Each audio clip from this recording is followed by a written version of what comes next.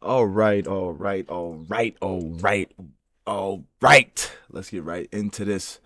Welcome, guys. As you know, over the weekend, I want to say they dropped some really gnarly Epstein files that we gotta look at, and I wanted to watch a video to break it down so that y'all understood what we were looking at. Cause I want to say like I felt like some of the stuff would be fake, or hard to believe, or like not true. So I wanted somebody who could actually like break it down for us. So we got upper echelon breaking it down for us today, and then so we're gonna watch that, and then we'll watch Nick talk about him as well, and then we might get into the Myron's at University and finish up with that. But let's get right into it, guys. Let's go. Hopefully everybody had a good day.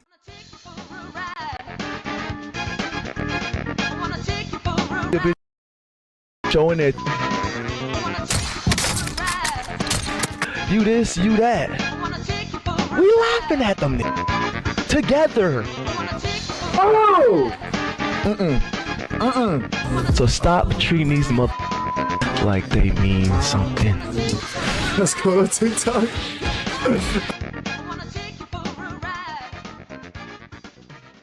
All right. Now, first thing we're going to get into is watching these Epstein files and what my man has to say was in them and what was likely real and likely not real. So let's see what we got. Let's see what we got.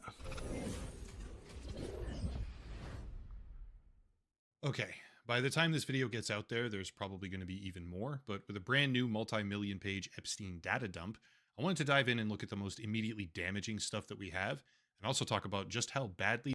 Actually, you know what? Since he said that, let's do this. Let's go to his page. Okay, okay, but he hasn't posted nothing else. That was yesterday. All right, bet. While we Build a website you love with Wix. For your words, have literal course... Imagine being able to build an app with your name on it. All these goddamn commercials, YouTube. What the fuck? Historically bad levels of incompetence. Let's start with this, because we absolutely need the context. This is Todd Blanche, former personal lawyer for Donald Trump, who is now Deputy Attorney General of the United States. On January 30th, 2026, Blanche took the stage for a massive press conference unveiling that the DOJ and the FBI would be releasing about 3.5 million pages of new Epstein files as required by congressional law. The important part is at about 4 minutes and 10 seconds in, where he discusses the redaction guidelines and bloviates at length about how strict the criteria was, how hard their staff worked on these redactions, and how nothing was being withheld on the basis of national security. If you actually listened to him and took his words at face value, which you absolutely should not do, this is the most transparent administration ever. The quality of their work is unimpeachable, and the redactions that they made were only to protect victim information, nothing else.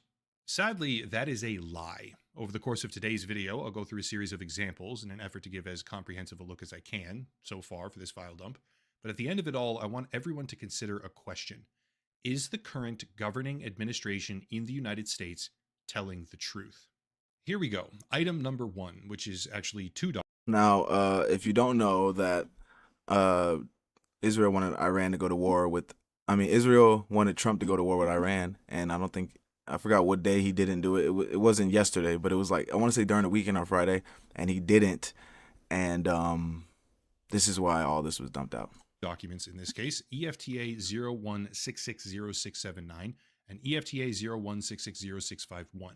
These documents show a collection of insane allegations against Donald Trump. These come from the NTOC, National Threat Operations Center at the FBI, which is where they process and vet public tips, and some of them are very obviously marked as not credible.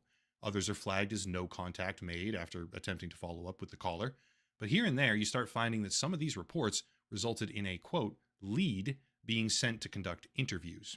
Obviously, I can't comment on the authenticity of these allegations overall, but there's something else I found interesting, something far more important in my mind, that speaks to the credibility of the DOJ, the Department of Justice itself, and their decision-making when it came to these redactions. Look at these two documents. Separate files, sure, but not always different content. Quote, complainant was spoken to and deemed not credible. Additional research showed 3 separate blank, and then it's all redacted. However, this file isn't. The rest of the sentence says, quote, incidents involving police which requested in mandatory psychiatric evaluations, end quote. That right there, although small in a vacuum, is the very first example in a massive, massive pattern. A pattern where the DOJ is redacting things that make no sense, things that they have no right, no legal right to withhold, and things that may in fact matter a great deal. We just don't really have the ability to know because we don't have the full picture. Example, they literally redacted the word none in this file, and you can straight up read some of the other redactions because they're not centered properly. It's a joke.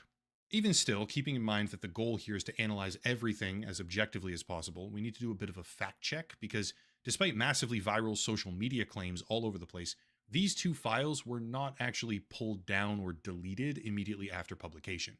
There were some 404 errors displayed on the DOJ website briefly, but they were ultimately resolved within minutes, I think, actually, and the files are now clearly visible again.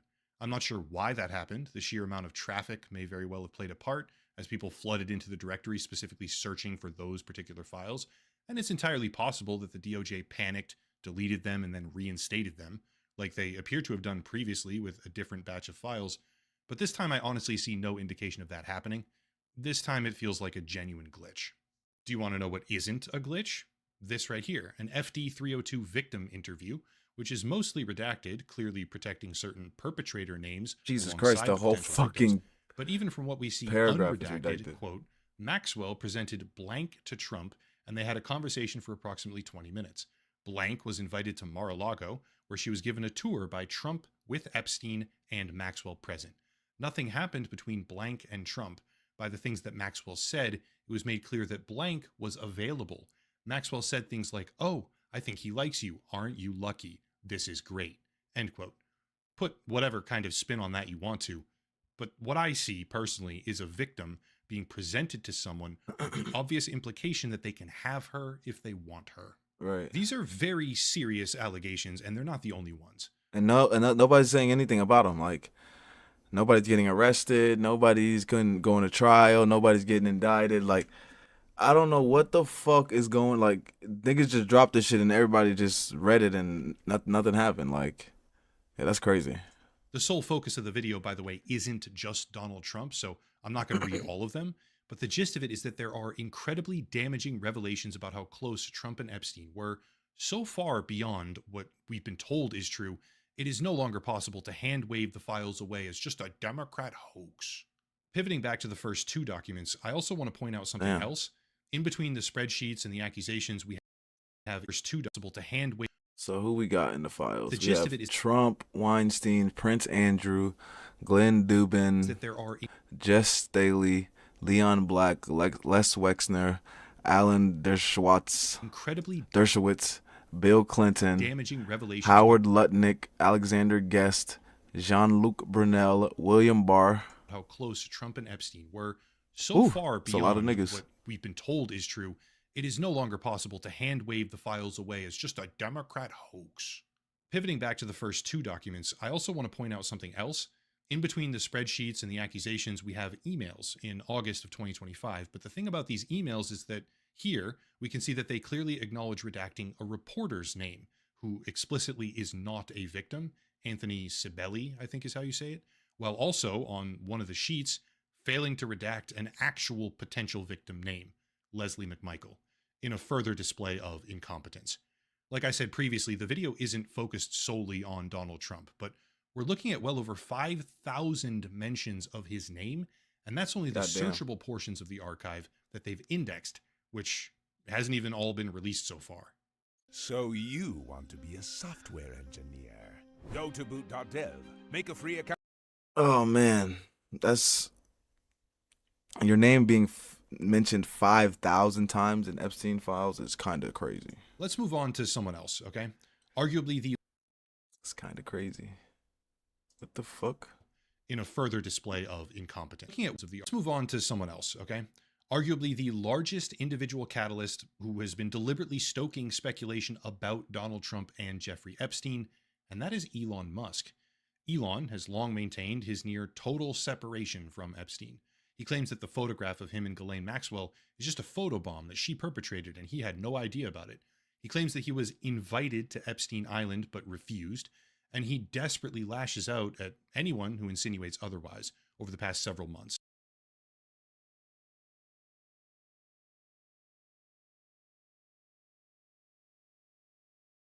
Who did visit? Not him naming Prince Andrew to throw a nigga under the bus, and he's one of the niggas who should be under the bus. News for this utterly misleading headline. Anyone pushing this false narrative deserves complete contempt. Epstein tried to get me to go to his island, and I refused. Yet they named me even before Prince Andrew, who did visit. End quote. Strong words, very defensive, but it turns out that we actually have emails between Musk, Epstein, and Leslie Groff, one of Epstein's assistants, reading, quote, Elon to Epstein, "Will be in the BVI/St. Bart's area over the holidays. Is there a good time to visit?" End quote. That's a little bit curious given his proclamations that Epstein invited him to the island, but let's read on. Epstein replies, "Any day 1st to 8th. Play it by ear if you want. Always space for you." After which Elon says, "Okay, probably the 1st then."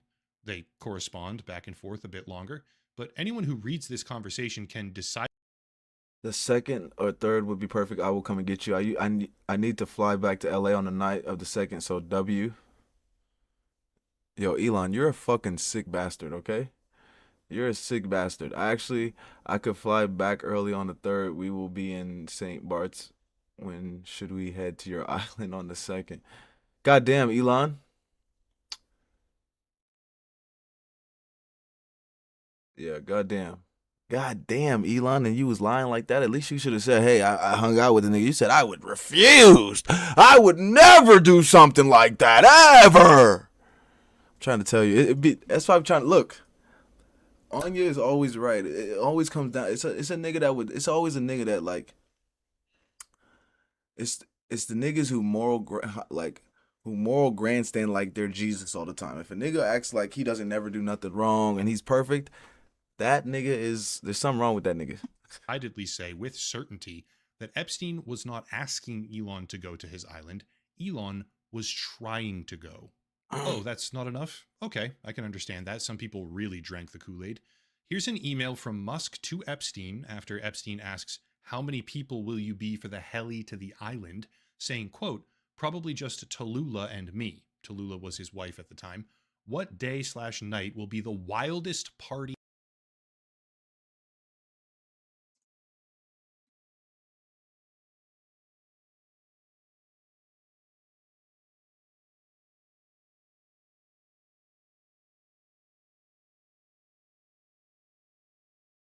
Tallulah. Elon Musk and Tallulah Riley were in a relationship spanning roughly 2008 to 2016, which included 2 marriages and 2 divorces. Damn. They first married in 2010 and divorced in 2012, then remarried in July 2013 before finally parting ways in 2016. Okay. They divorced in 2012? When was this?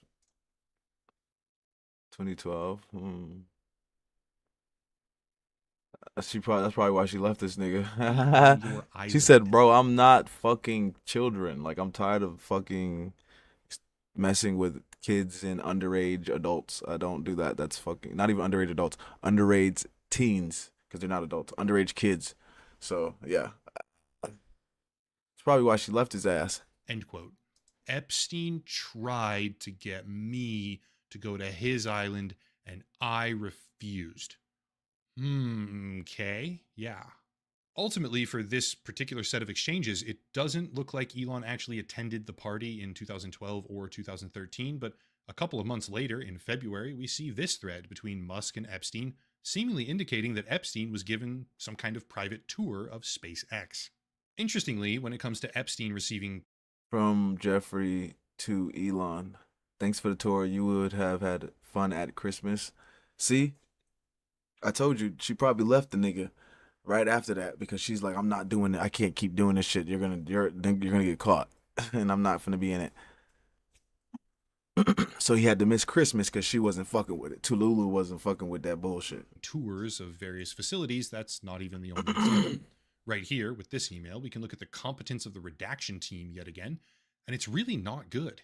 In this particular email from March of 2014, Epstein is corresponding with an unknown redacted individual, and yet in this next thread, document EFTA 0098580, we can see the same exact email, this time unredacted, with the name Alan Jones. There is no justifiable or legal reason to be redacting that man's name. Just for the sake of really hammering this point home so that even the brain-dead fans of Elon Musk are still able to fully comprehend. Let me read one more email thread before moving on to the next document. This one, December of 2012, which for clarity's sake is after Jeffrey Epstein was convicted of procuring a minor for prostitution in 2008. Quote from Epstein, "You are welcome to stay or just come for the day. Plenty of room. I will send heli to get you." End quote. To which Elon replies, "Do you have any parties planned? I've been working to the edge of sanity this year, and so once my..." On Tuesday, December 25th, 2012, Elon Musk wrote, "My kids head home after Christmas, I really want to hit the party scene in St. Bart's or elsewhere and let loose. The invitation is much appreciated, but a peaceful island experience is the opposite of what I'm looking for." End quote. Still not finished, by the way. Epstein replies, "Understood, I will see you on St. Barth. The ratio on my island might make Talila uncomfortable." End quote. After which Elon chimes in again, quote, "Ratio is not a problem for Tallulah." End quote. Honestly, I really don't think I have to spell it out here, but this is Elon Musk asking to join the most notorious pedophile in recent history on his personal island to let loose, deliberately requesting to be there for the wildest parties. And when Epstein indicates ratio, as in a lot of young women, which might make Elon's wife uncomfortable, Elon says, "Not a problem." And this takes place years after Epstein was convicted of sex crimes. Riddle me that one, Elon fan. Damn. That's what I'm saying. Elon, you caught, brother. Ain't no way that you square him out of this one. Especially after Jeffrey was convicted in 2008, and then you're still talking to this nigga about coming to the island and chilling with him. God damn, you niggas don't learn, do you? But that's what happens when you got fucking freaks running the world. Monday.com, the opposite of any work platform we tried in the past. And Satan Tried other running the work world. management That's what platforms, happens. Not naming. Side point, here's two different versions of the same exact page that the DOJ uploaded. One of them redacts Elon's email address, the other redacts metadata. Combined, you can see the full page, obviously, thus rendering all of the redactions void, and they even shouldn't have been censored in the first place, so double whammy. Amazing. Now that we're talking about billionaires, however, let's just keep talking about that precious class of person, the billionaires. Remember Bill Gates, notoriously close with Epstein for like decades? Yeah, this email right here appears to show that Gates allegedly requested antibiotics from Epstein so that he could secretly give them to Melinda after contracting an STD from Russian girls. Quote, "To add insult to the injury, you then implore me to please delete the emails regarding your STD, your request that I provide you antibiotics that you can surreptitiously give to Melinda, and the description of your penis. You also made it clear to me that I am not to refer to blank, as that is another topic that must remain between the two of us." End quote. I'm just going to throw this out there. Having secrets between you and Jeffrey Epstein that have to remain between the two of you doesn't look very good. In fact, it might make some people think that you're guilty of heinous crimes. Maybe. For context, by the way, speaking to Vanity Fair in March of 2022, Melinda Gates said, quote, "I did not like that he had meetings with Jeffrey Epstein. No, I made that clear to him." Then saying, after meeting Epstein a single time, quote again, "I regretted it the second I walked in the door. He was abhorrent. He was evil personified. My heart breaks for those women." End quote. At various times afterwards, she heavily insinuates that association with Epstein was one of the factors behind their entire divorce. And if I had to speculate here, I would say that sharing secrets with Epstein and trying to sneak her antibiotics could hypothetically have caused a marriage to crumble. Just like Elon's. I'm trying to tell you, I called it. I would definitely expect her to feel like that in a certain way, because not everybody wants to, sleep with children. So, or be with somebody who likes looking at children. So, I understand that. Jumping over to an entirely separate, I definitely do. specifically kind of related topic. Theories have been circulating for many, many years that Epstein was an agent of Israeli intelligence, Mossad. And This is the real most important thing. Yes, I understand the sex trafficking ring is horrible. We do not like the sex trafficking ring. That's disgusting. It's abhorrent. It's evil. It is degeneracy personified to the maximum. But this is what was really this was the real point of that. right here. I want everybody to stay focused. Like I said, the trafficking is evil, but this is why the trafficking was happening, was because this guy was the Israeli spy, getting our politicians and getting the biggest people, our billionaires, and uh blackmailing them so that Israel can get whatever they want. That's the whole point of this. This document right here, a CHS report, confidential human source, directly claims that Donald Trump and Alan Dershowitz as well were co-opted and compromised by Israel. I think it's worth noting that confidential human source intelligence is not a public tip line. It's a cultivated agency source working directly with the FBI prior to that point in time. It's not an agent or an employee, it's a source, which doesn't necessarily mean it's true, by the way, but it's not a random phone call.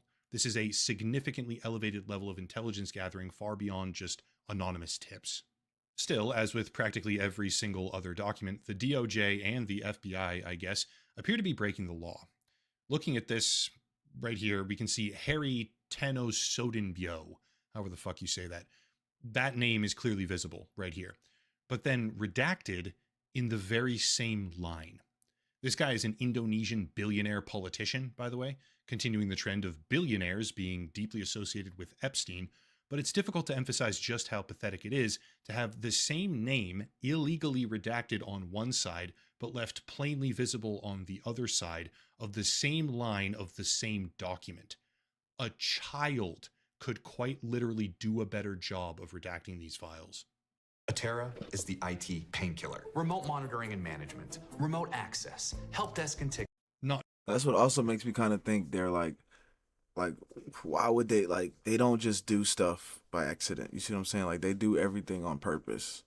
Like, they're not just, if you think the government is just some dumb, no, they doing they're smart. They know how to trick niggas. So they do a lot of stuff on purpose. So I feel like that's why it's like when he says like they redacted stuff for no reason and then they redacted stuff that didn't make, like, they're just doing shit, bro. I feel like this shit is fake. Like, they have real files, but they just releasing the bullshit. That's why they didn't do nothing yet, because Trump knows this shit isn't real. Like, something isn't right.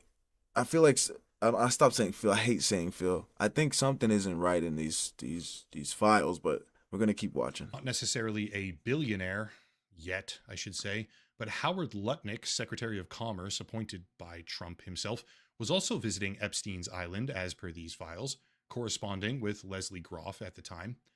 Once again, Leslie Groff was Epstein's assistant, and this happened in 2012, despite Lutnick in 2025 saying, quote, "In the 6 to 8 steps it takes to get from his house to my house, my wife and I decided that I will never be in the room with that disgusting person ever again," referring to Epstein, after an interaction from 2005. Don't believe me? Okay, sure. That's fine. Here's the actual video. It's a whole lot worse. And we left. And in the 6 or 8 steps it takes to get from his house to my house, my wife and I decided that I will never be in the room with that disgusting person ever again. Really? So I was never in the room with him. Really? Socially, for business, or for even philanthropy. Unless I was at the island fucking children, you fucking sick bitch. That guy was there. I wasn't going because he's gross.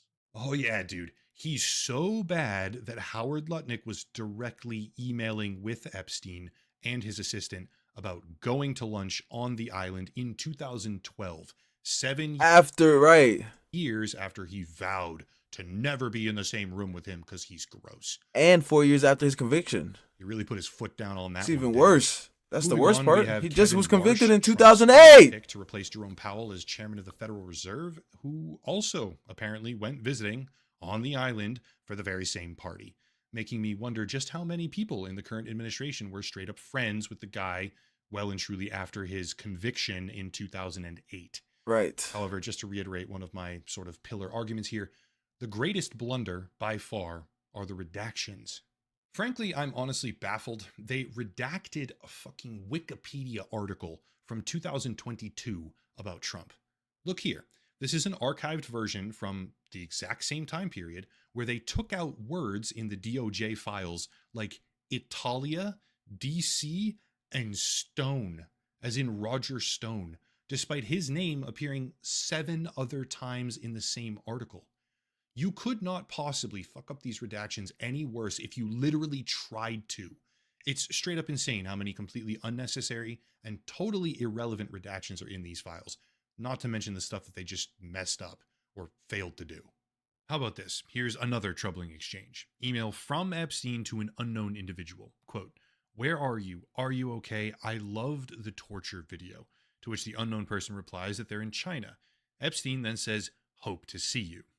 Alarmingly, that's From not even the BlackBerry? only mention of torture, because in September of 2011, we have these emails between a man named Tancredi Marchiolo and Epstein, in which Epstein says, quote, "What would you like me to do with your friend? Do you want me to try to do her or just torture her?" Tancredi Salvatore Marchiolo, as far as I can tell, is a hedge fund guy, formerly a partner at Bremner Capital, and now potentially working at a place called Harbor V Limited as a director after using a slightly different name in the filings. Not entirely sure who this guy is, but he shows up a lot in these files directly with Epstein, like well over 1,000 mentions.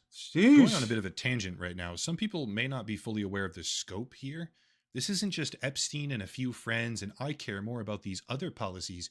This is a collection of the richest and most powerful people in the entire world who enabled and perpetuated the abuse for years. Here's another interesting bit. This is an email chain between Epstein and the Russian deputy economic minister at the time, Sergei Belyakov. Quote from 2015. Epstein, "How are you? I need a favor. There is a Russian girl from Moscow, blank, attempting to blackmail a group of powerful businessmen in New York. It is bad for business for everyone involved. She arrived in New York Saturday or last week staying at blank," end quote. And the reply that he gets says, quote, "Give me a few days to get information about her," followed by, "Hi, Jeffrey. Tomorrow I'm meeting with a guy who knows her / about her. If you have any details about case you have mentioned, it could help," end quote. In response, Epstein says, "Saying powerful men taking advantage of women like her, etc." And I don't know what eventually happened to this poor girl, but I really don't think that they just bought her donuts and said, "Hey, please stop." We are being told by the Sheesh. Trump administration, with their intentionally compromised law enforcement agencies, that there was no blackmail ring. Epstein was alone. There were no other prosecutable leads, no other perpetrators to investigate or involved or trafficking to anyone or by anyone, and that we should shut up and stop asking questions. The FBI director has been saying that. The attorney general has been saying that. All of his top officials are backing him when they say that there's nothing to see. Meanwhile, we have literal correspondence between Epstein and Russian officials about a young woman blackmailing powerful businessmen because they took advantage of her, And they need which to- was the entire premise of what Epstein did.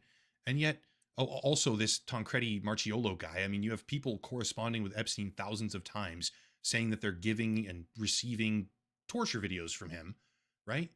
And yet, somehow this painfully self-evident spiderweb of perpetrators and their sick, twisted social network have faced zero consequences.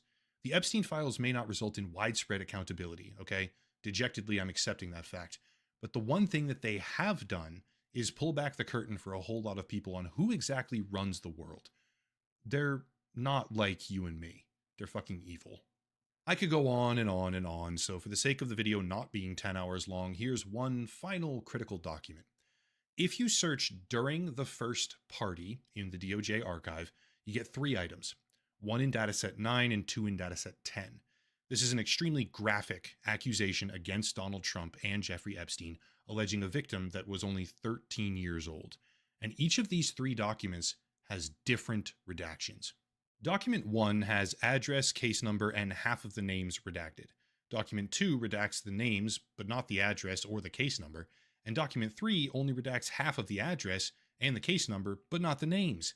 Collectively, in my view, these 3 documents perfectly exemplify the incompetence of the Epstein cover-up. All 3 of them fail, in every single conceivable sense of the word, to not only uphold the law as ordered by Congress, but also to protect personal information and the identities of potential victims, while also over-redacting the case number, with no justification, in a triple threat display of abject, complete, disgusting, and shameful failure. This administration is a corrupt, incompetent circus. Genuinely, the only thing that I can think of now is that they used an AI program to do these redactions. I was about to Unironically, say. I think that's like the most likely situation. Nothing else explains why random words would be redacted. Fragments of public Wikipedia articles censored, with so many duplicate documents that all have different portions removed. Everybody gets hyperbolic on YouTube. I understand that totally. But this is the most pathetic display I have ever seen from the United States government. As kids, even as young adults for that matter, people often think, well, it's a big official agency, therefore they must have at least some experts in the room. And it makes sense. Why wouldn't they? We get caught in this sort of intellectual trap of assuming that people in those positions of authority are somehow deserving of that position. By nature of them having it, they must be, right? But the sad reality is that the people running this country right now at the highest levels of government and law enforcement and civil service are fucking morons. They're corrupt, self-dealing, manipulative snakes who lie about their associations, their motives, and their history, where the only solution, in my opinion, is to jail them. I doubt it's ever going to happen, but hey, I'm allowed to dream. Documents are obviously still being released. Dataset 12 is now live, which I'm already starting to go through, and I can almost guarantee that this won't be the last time I talk about all this stuff. But for right now, that's it. Hopefully this is a little bit of a more comprehensive look at the files than a lot of other people have done so far, but yeah, that's all of it. If you want to support the channel, check out the link.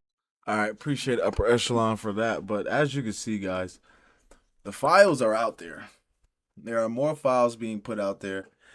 I feel like there's going to be, I think there's going to be more, even more files the longer Trump waits to go to war with Iran, because he's gonna either do it or they're just gonna keep exposing him with this AI redaction of files. But yeah, that was kind of crazy. That was kind of crazy seeing all those names in there. It just shows you how corrupt things are when it comes to the government, when it comes to business, when it comes to just the world. It shows you how messed up things really are. But the whole point, don't forget, the whole point of the Epstein sex trafficking ring was to blackmail American politicians, government officials, that celebrities, that people with money and power, so that they can use them however they want to. So let's hear Nick talk about this shit. Let's hear this shit. Our featured story is about these 6 million Epstein files that have just been released. And we'll back up the story a little bit.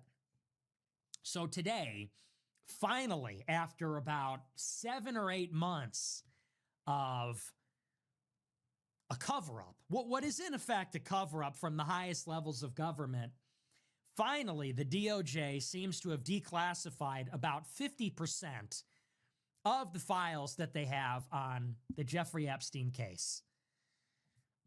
And so all the files came out today. All these 3 million files came out.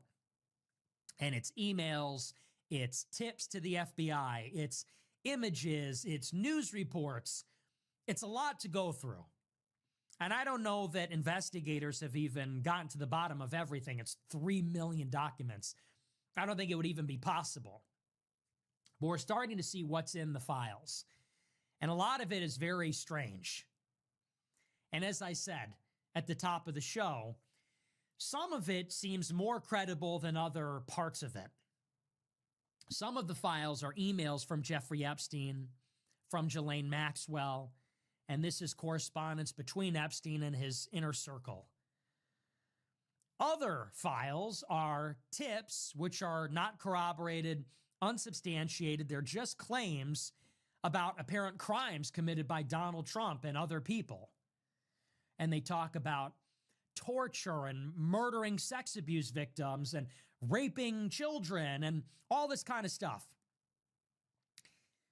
And without any supplemental material, it's really difficult to understand what any of this really is. What's real? What's fake? What's the whole story? What's the background on a lot of this stuff? We just got all of this with no context at all. But like I said, we got to back it up. First, I want to read through this story about what happened today. Then we'll kind of go back to the beginning. Which is why we watched oh god, which is why we watch Upper Echelon break the shit down so we could see what really made sense and what doesn't. Even though none of that shit made sense, because like he said, all that shit was stupid. The way they redacted the shit that they redacted and the shit that they didn't redact was just asinine. Quote, the Department of Justice on Friday released the largest batch of Jeffrey Epstein files to date, a giant tranche including 3 million more pages of documents and thousands of videos and images. The department released 3 million pages, 2,000 videos, and some 180,000 images. The pages consist of email chains, text messages, news articles, internal investigative reports, and other material tied to Mr. Epstein. The files appear to contain at least 4,500 documents that mention President Trump. One was a summary that officials at the FBI assembled last summer of more than a dozen tips from members of the public involving Trump and Epstein. It's unclear why the investigators put together the summary, which includes accusations of sexual abuse by Epstein and Trump. The emails did not include any corroborating evidence. According to the emails, Mr. Epstein drafted notes to and about Bill Gates in 2013, suggesting that he engaged in extramarital sex. The Gates Foundation called the Because he needed that medicine for his wife because he caught that STD from that Russian. The accusations Stupid absolutely ass. absurd and completely false. In one email, Mr. Epstein wrote that he had helped Mr. Gates acquire drugs to deal with the consequences of sex with Russian girls, and that he had facilitated a rendezvous for Mr. Gates with married women. It was not clear if Mr. Epstein actually sent the emails to Bill Gates. The files also revealed that Howard Lutnick, the Commerce Secretary, planned a visit to Mr. Epstein's island in 2012, although he had previously said he severed ties with Mr. Epstein around 2005. Lutnick told the Times on Friday that he could not comment about the visit because he had not seen the documents.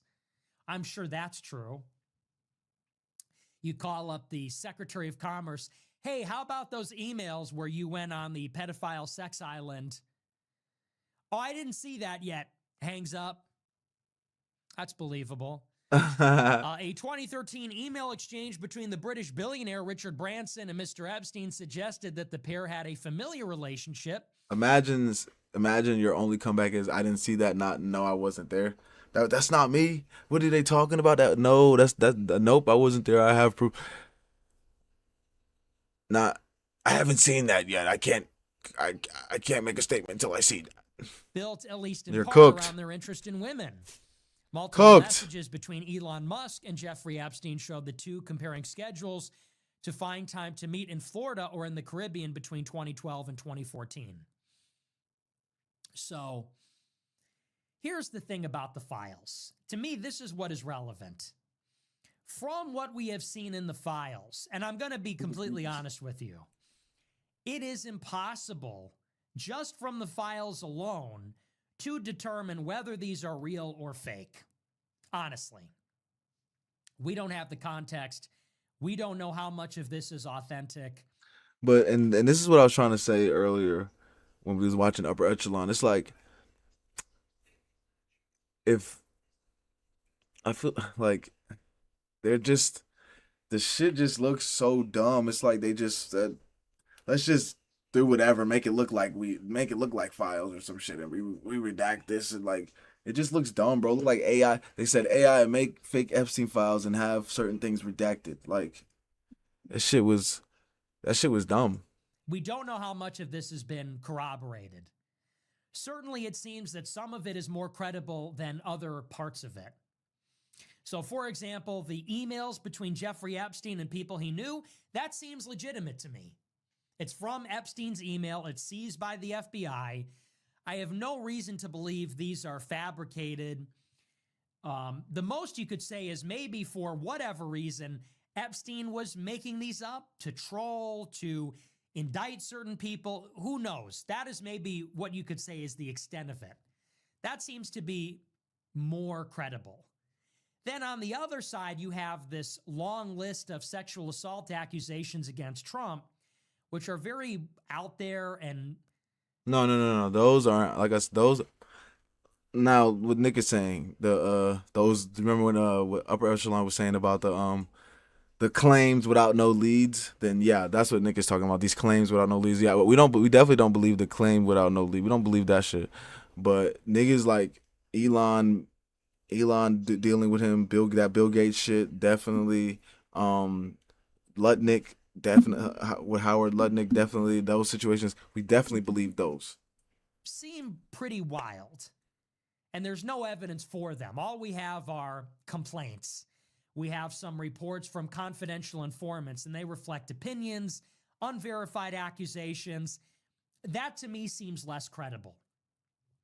Here's what I will say about all of it, however, and this is to me what matters. All of this started because Donald Trump said that he would release the Epstein files, which the public deserves to see. At the minimum, the public deserves to see all of this investigated, and it should be transparent. When Trump is elected, they do a fake out. Around this time last year, the Trump administration invites all of these Jewish influencers to the White House, guys like Rogan O'Handley, who was praying at the Western Wall, guys like Mike Cernovich, who's tight with Alan Dershowitz, Scott Presler, Jack Posobiec. All the pro-Israel influencers are invited to the White House. As you remember, they get the binders, and the binders contain no new information, and they were only given to a handful of people. It was a head fake. And so you got to wonder, why did they create this fake out? Why did they try to trick us? Because that's what it is.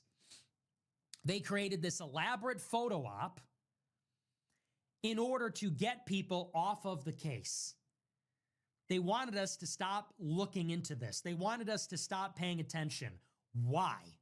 And that was their first move. Their first move 1 month in was to say, hey, let's invite their favorite influencers. Let's give them a bunch of crap. They will be satisfied and they will go away. They will stop caring about this issue. The Goyim will leave Very us alone. bold move. And quickly people said, hey, what's the deal? Put the files online. Why'd you give them to 5 people? Give them to everybody. Well, then they uploaded the files and people quickly realized the files were fake. So people said, what's really going on here? Now where's the real files? By the end of that week, Kash Patel and Pam Bondi said, well, don't worry, we're releasing the files later.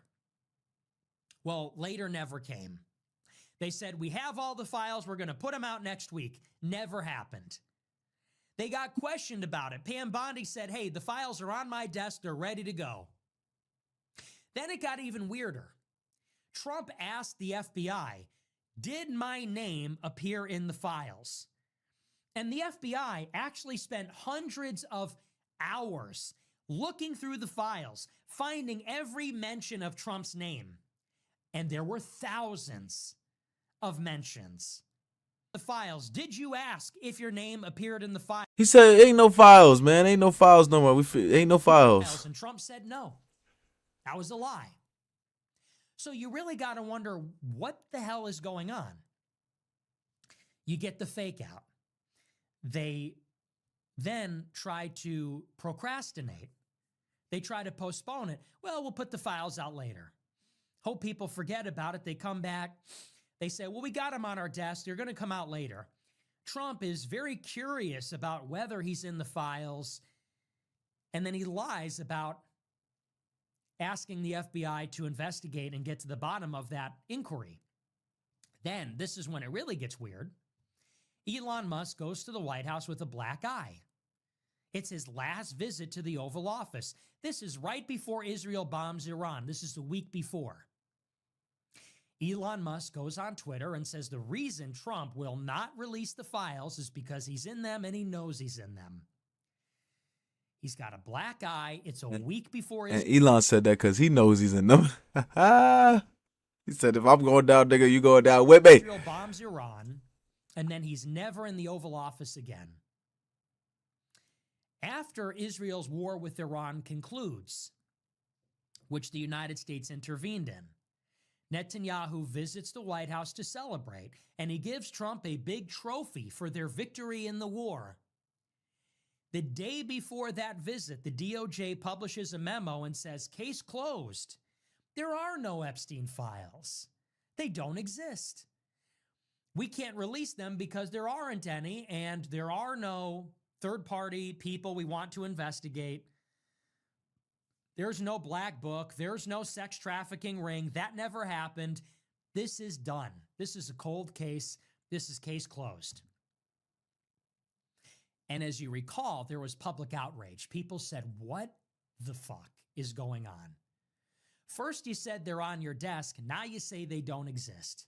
You campaigned saying you're going to release the files. Now you say there are no files to release.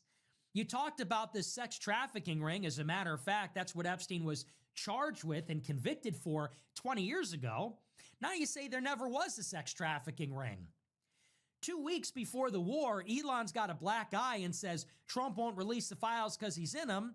Now Netanyahu brings this giant trophy to the White House to commemorate their victory in the war. And they And disappear. right before he arrives, he gets this gift, which is the Epstein files are going to be buried. So people go, what's up? Then you get this extraordinary cover-up. Trump comes out as guilty and defensive as anybody could possibly be. He says, if you are interested in the files, you're an idiot. You're a fake supporter. You're with the Democrats. You're with them. It's a hoax. The Democrats made it up. Why would they not get to the bottom of it under Biden? One line after another, one excuse after another, piling up. There are no files. It's only child sex abuse material. The files are real, but they're a hoax. They're real, but they're fake. If you believe in them, you're not my real supporter. Then you have Republican members of Congress that break with the party and vote with the Democrats to release the files. Congress shuts down a month early to prevent this from going through. Thomas Massie, Marjorie Greene, Nancy Mace, and Lauren Boebert get together, and they, working with the Democrats, are going to compel the release of the files with an act of Congress. They're even going to bypass the Speaker of the House, the leader of their own party. Congress closes a month early for their summer recess to prevent this from happening. Then when Congress comes back, do we get the files? No, because Congress shuts down for 45 days. Longest government shutdown in history. And in the end, the Democrats give up without any concessions. Kind of weird. Then a week later, we finally get this bill. It goes to the floor. It passes. Marjorie Greene, who pushed it, resigns mysteriously after getting death threats. Then Trump tries to drag his feet. They try to delay the release of the files. They try to amend the bill. Doesn't work. It takes 2 months. Now we're in January 26. We finally get the files, and there's 6 million of them. Now we finally get the files after they pulled out every stop to prevent this from happening. They shut down the government. They shut down Congress. They tried to trick us. They tried to postpone it. They lied. Trump tried to guilt trip us, tried to tell us it's not real. Finally, they release them. There's 6 million files. And Trump is named almost 5,000 times. And you say, okay, so that was a lie. Everything they said about it was a lie. They said the files don't exist. Okay, there's 6 million of them. So obviously they exist and you lied. Then they said, well, they're a hoax. Okay, well, maybe some of the stuff is incredible, but clearly a lot of it is. Right. So that's a lie too. They said there is no trafficking ring. Well, from these emails and judging by what we've seen, I don't know that you can actually say that. I don't know that you can infer that without a full investigation. So it's hard to draw concrete conclusions from what we've seen because a lot of it is inconclusive. However, what we do know for a fact is that they lied. They engaged in a cover-up which failed. They lied about the existence of the files, the contents of the files, the treatment of the files. They pulled out every procedural stop to prevent the files from coming out, and now we only have half of them, and what's in there is pretty disturbing. Now, here's the next part of this, and I said it at the beginning. It's actually not our job to get to the bottom of this. It's our right to see it, but it's not our responsibility to investigate. Why? Because we don't have any power. Okay, the FBI has power. The Department of Justice has power.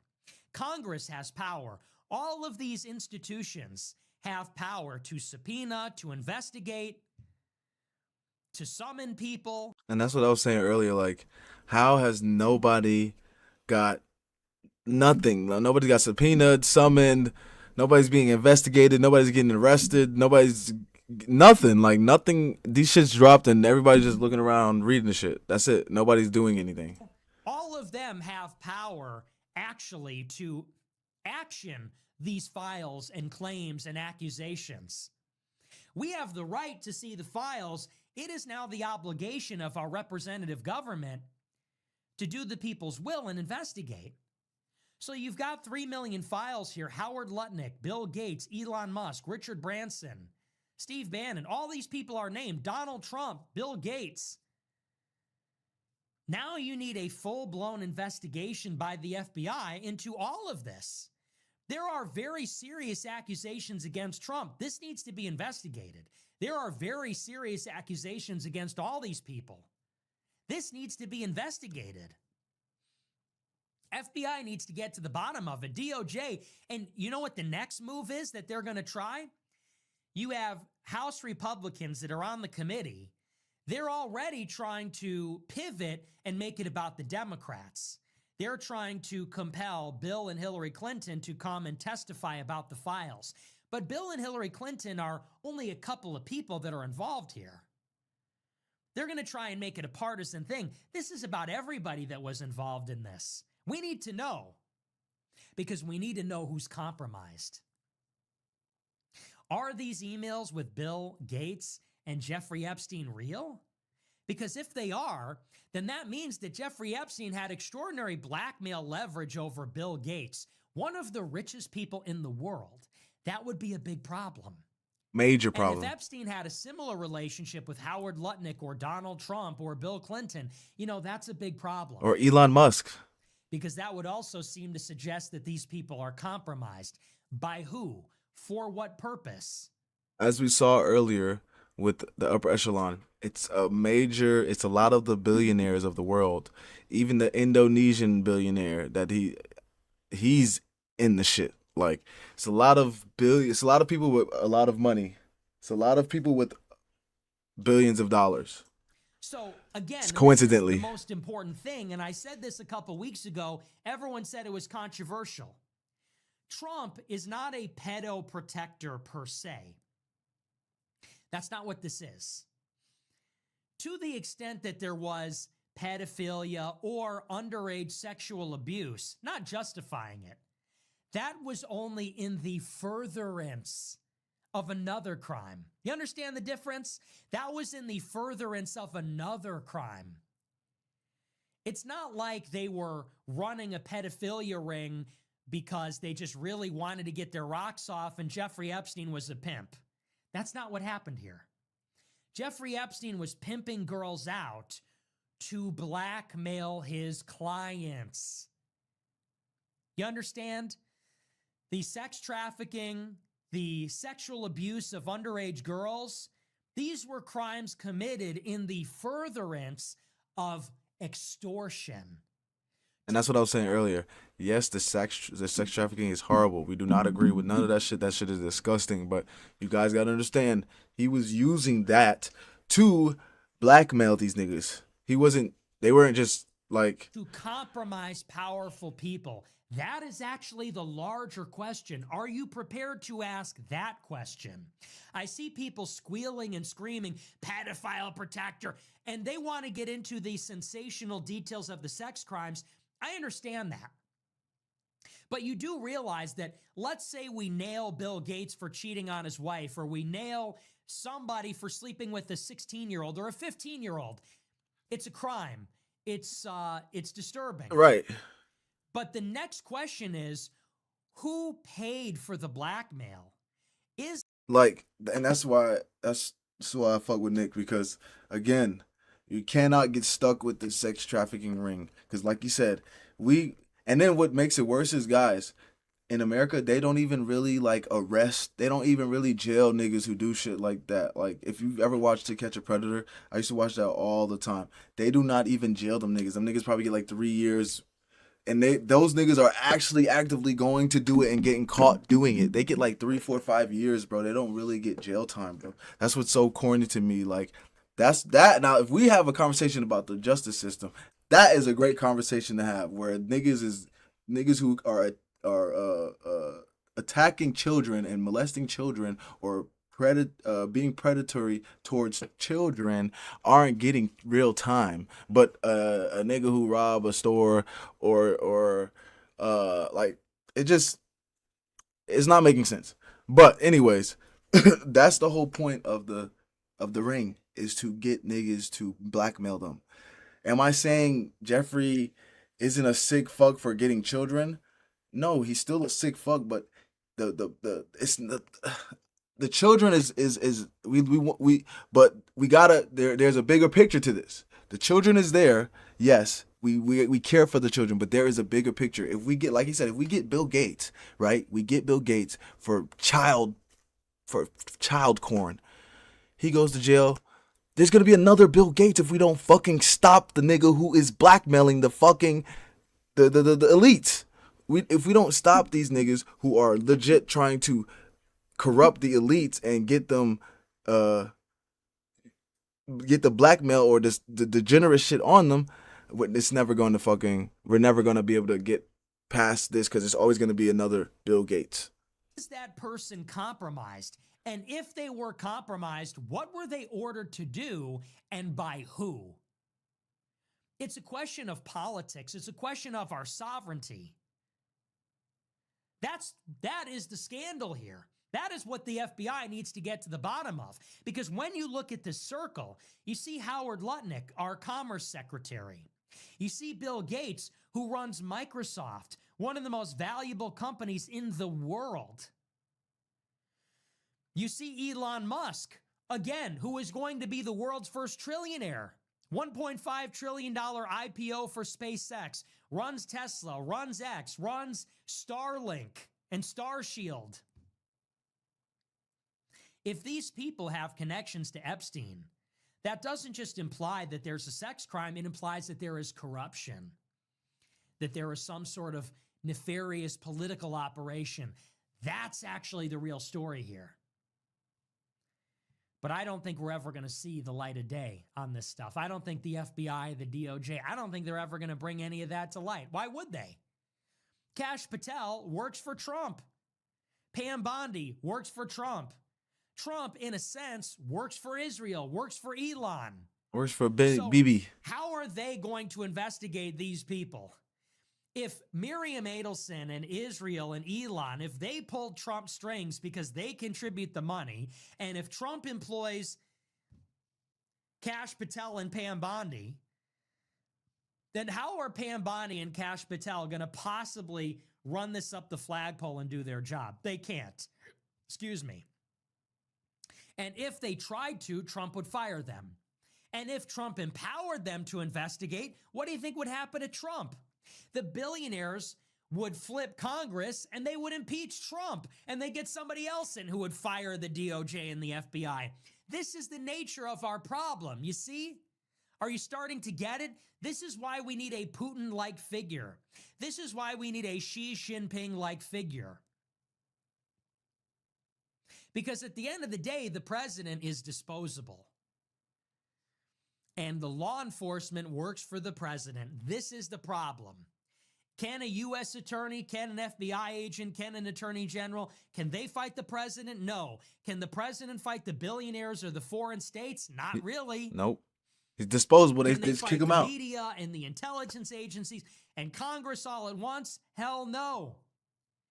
That is why a democracy, an open society, is fundamentally vulnerable to an attack from the outside.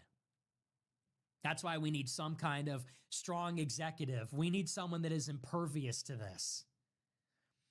We need the billionaires to be afraid of the president. We need those outside influences to be afraid of the president, not the other way around. Otherwise, this is the problem that you get. So those are the Epstein files. Very sensational, but inconclusive. The real thing is we need to get the FBI to investigate, but they'll never do that. And here's going to be the next move. You ready for this? This is hanging over Trump's head. For Iran. So you thought that electing Trump was going to be the burn it all down option. If we elect Trump, he doesn't have to worry about re-election. If we elect Trump, he wants revenge because they tried to kill him. They tried to indict him. So people said Trump is unaccountable to anybody. Trump can just do what needs to be done. This is hanging over Trump's head like a dagger. You understand? So if Trump doesn't bring us to war with Iran, the dagger falls. Yep. If Trump doesn't play ball with the Israel lobby or the billionaires, the dagger falls. How does that happen? Why does that happen? The House will go to the Democrats in 26. They will impeach, which is to indict. Then it gets kicked over to the Senate. Republicans might lose some seats. I haven't looked at the map lately. The Democrats will have 45, 48 seats. They're going to need a dozen Republicans to defect to convict Trump. And that's going to be your John Thune. That's going to be your Susan Collins, your Lisa Murkowski. That's going to be pro-Israel. It's not going to be difficult if the Israelis, the billionaires, if they really wanted it, they could kick him out of office. And maybe that's what this is really about. Maybe this is their ace in the hole. Why do you think that the first Iran war was bookended by intrigue about the Epstein files? Elon crashes out with this black eye about Epstein. A week later, we're at war with Iran. Epstein files get buried next day on 7/7, July 7th, 2025, 2/5. Netanyahu comes to the White House with his trophy for a job well done in the war with Iran. Epstein files get released. Today, we're locked and loaded for our second war with Iran. What a coincidence. What an absolutely amazing coincidence. So the Epstein files are talked about last year, war with Iran. They're buried, trophy for war with Iran. Epstein files are released. Loaded gun pointed at Iran, strikes as soon as Sunday. Yeah, that's crazy. That's the problem. And that's why like I said, what Nick says is definitely plausible, because the problem is that Jeffrey is corrupting these politicians, celebrities, billionaires, and they're making these decisions on behalf of Americans for Israel. So that is like the major issue. That is the problem with what was going on at the island. They just used the sex trafficking to get them. So that still makes them sick motherfuckers. But again, we need to get rid of this corruption-filled government or blackmailing that's going on, because if we don't, then it's just going to keep continuing to go on, and we're going to keep being controlled by the opposition and not knowing it. So I don't know why niggas were so mad at Nick the other day for saying that shit, but it makes pretty much sense when you actually listen to what he always says. Not always says, but what he said today. It makes pretty much sense, guys. I don't have any qualms with what he said today. Like I said earlier, though, before he even said it, I said it like, yes, this is bad. This is disgusting. This is degeneracy. This is satanic. But we cannot focus just on that. We have to get that corruption, blackmailing shit out of our fucking government, or we'll never have any type of control ever. But yeah, I appreciate everybody for stopping by today. Wanted to check out these Epstein files and wanted to keep everybody on board with what was going on. You know how we do it over here, and we speak the truth. So yeah, I thought that was a fucking bug. But anyways, yeah, I will see y'all boys on Wednesday. Definitely will be seeing if any more of these files have been dropped today. I think they have, but I don't know for sure. But yeah, I will definitely be checking that out. But yeah, I will see y'all boys on Wednesday. Make sure you have a good rest of your day, and I will see y'all later. Peace.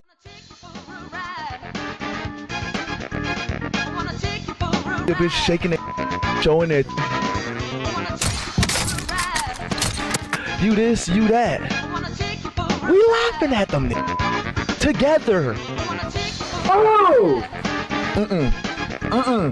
So stop treating these like they mean something. Let's go to TikTok.